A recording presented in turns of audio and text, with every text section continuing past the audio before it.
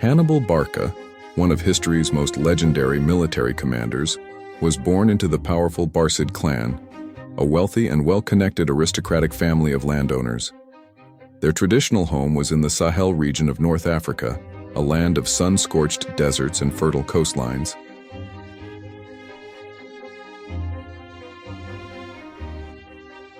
Hannibal's father, Hamilcar Barca, was a natural leader descended from a long line of warriors and heroes, stretching back to the earliest days of the Carthaginian Empire. In the same year Hannibal was born, Hamilcar was chosen to lead Carthaginian forces in Sicily, where they were locked in a bitter struggle against Rome.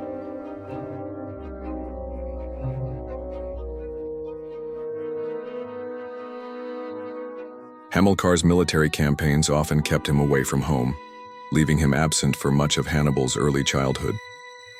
While ancient records give us a glimpse of Hamilcar's life, little is known about Hannibal's mother. Her name has been lost to history, but we do know she bore Hannibal's brothers Hasdrubal and Mago, as well as 3 sisters who married into other noble households.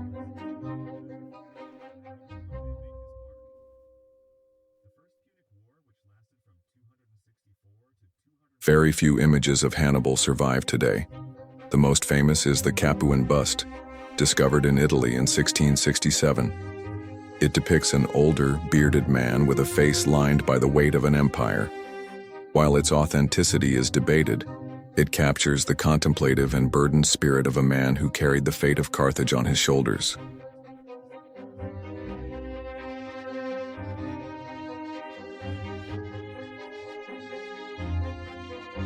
Hannibal was a soldier's soldier, earning the loyalty of his men by sharing their hardships.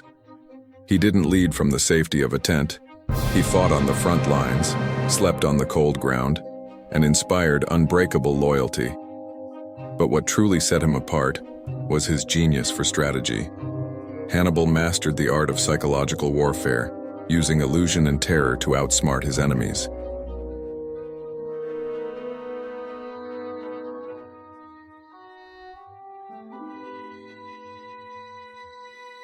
According to legend, Carthage was founded in the 9th century BC by a Phoenician princess who fled her homeland in Tyre, modern-day Lebanon, to escape her brother's tyranny. Over the centuries, this humble trading post grew into a vast commercial empire, dominating the Mediterranean.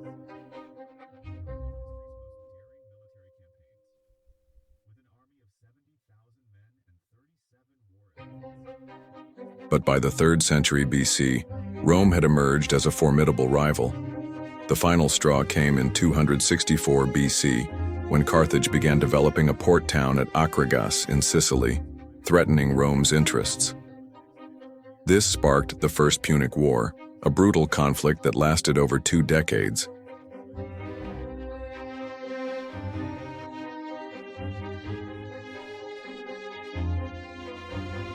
Hannibal was born in 247 BC near the end of this war. Born into nobility, he likely spent his early years in one of the grand villas overlooking Carthage's double harbor.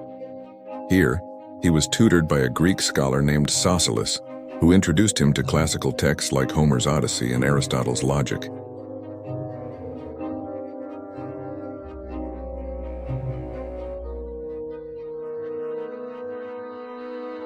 But Hannibal's education wasn't limited to books. From a young age, he was steeped in the art of war, learning from his father's campaigns and the bitter lessons of Carthage's defeat in the First Punic War. The war ended in 241 BC with Carthage's surrender. The terms were harsh. Carthage had to give up Sicily, withdraw from surrounding islands, and pay a massive indemnity of 2,200 silver talents. For Hamilcar and his family, this was a humiliating blow.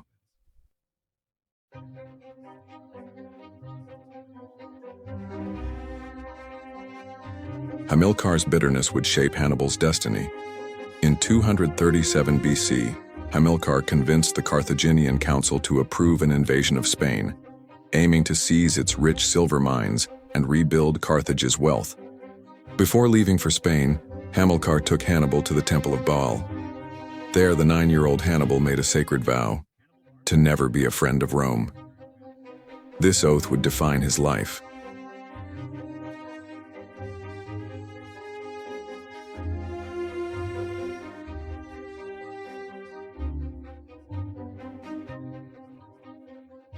In Spain, Hannibal grew into a skilled warrior and leader. By the age of 19, he was leading scouting missions and learning the art of command. But tragedy struck in 229 BC when Hamilcar was ambushed and killed by a local tribe.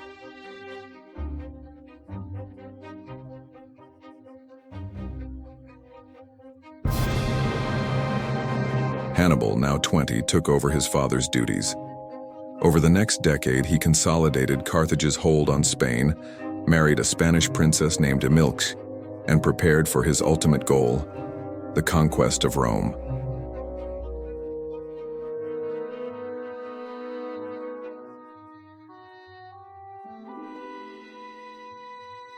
In 219 BC, Hannibal laid siege to Saguntum, a Roman-aligned city in Spain. This act of defiance sparked the Second Punic War.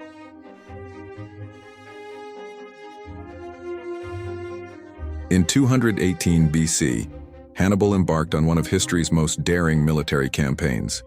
With an army of 70,000 men and 37 war elephants, he crossed the Pyrenees and the Alps, braving hostile tribes, freezing temperatures, and treacherous terrain.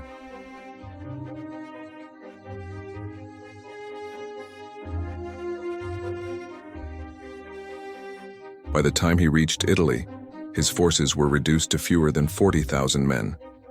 But Hannibal's arrival shocked Rome. Over the next 15 years, he would wage a relentless campaign across Italy, winning legendary victories at the battles of Ticinus, Trebia, and Cannae.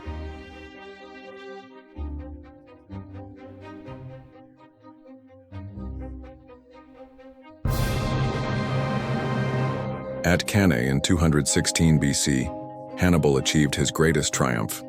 Using a brilliant double envelopment strategy, he surrounded and annihilated a Roman army twice the size of his own. It was a masterpiece of military tactics, but Hannibal's failure to march on Rome afterward would prove to be a costly mistake.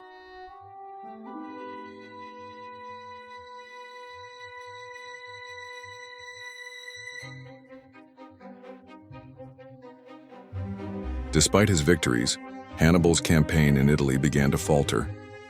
Rome adopted a strategy of attrition, avoiding direct battles and wearing down his forces. Meanwhile, Roman armies under Scipio Africanus attacked Carthage's territories in Spain and North Africa.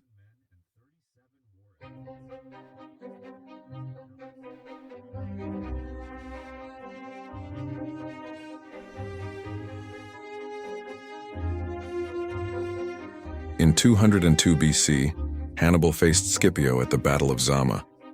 Outnumbered and outmaneuvered, Hannibal suffered his first major defeat. Carthage was forced to surrender, ending the Second Punic War.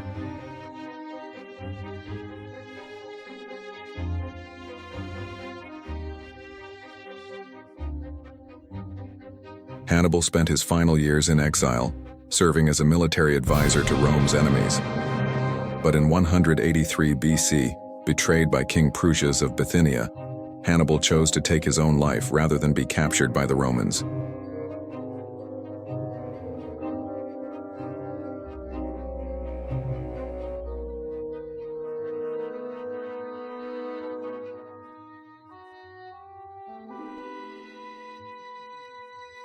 Hannibal Barca's story is one of brilliance, determination, and tragedy.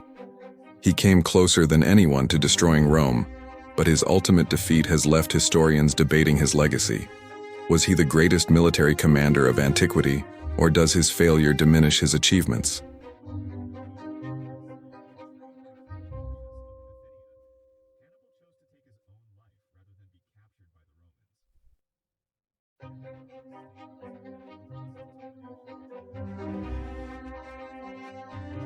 What do you think?